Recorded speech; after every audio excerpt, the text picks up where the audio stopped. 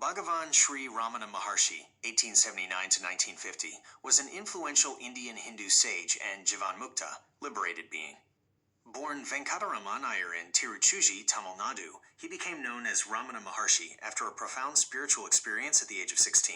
His life. At 16, Venkataraman had a death experience where he became intensely aware of a current or force that he recognized as his true I or self.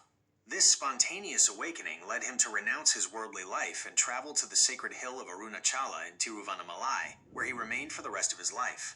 He initially lived as a hermit, absorbed in deep concentration. Over time, devotees were drawn to his presence and silent teachings, and the Sri Ramanashramam ashram grew around him. He rarely spoke, preferring to communicate through the power of silence, which deeply impacted those who came to him. He was seen by many as an embodiment of Shiva and a living example of a liberated being. His philosophy, primarily Advaita Vedanta. Ramana Maharshi did not establish a new school of philosophy, but rather expounded the timeless truth of Advaita, non-duality, a profound ancient Indian philosophical tradition. His teachings were rooted in his direct experience and realization.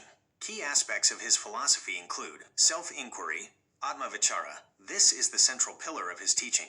Ramana Maharshi encouraged seekers to constantly ask, "Who am I?" Not as a mental exercise, but as a deep, persistent inquiry into the source of the I thought.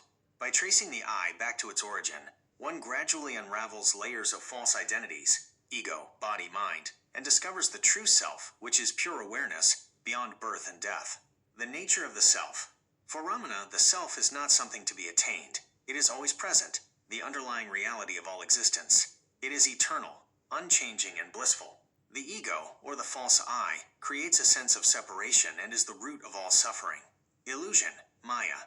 Like Advaita Vedanta, Ramana Maharshi taught that the world and individual experiences of death and evil are ultimately Maya or illusion. They are appearances within the one reality of the self. Silence as the ultimate teaching. He believed that true understanding transcends words and concepts. His silent presence was considered his most profound teaching, radiating peace and self-awareness that could directly awaken others.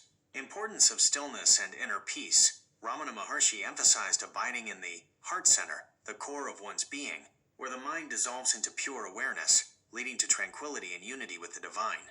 Yoga and devotion. While self-inquiry was his direct path, he acknowledged the value of other spiritual practices like devotion, bhakti, and breath control, pranayama, as means to quiet the mind and prepare it for self-realization. He viewed these as supporting the self-inquiry process. In essence, Ramana Maharshi's philosophy points to a direct path to liberation by understanding that the true self is not the limited individual, but the universal, ever-present consciousness.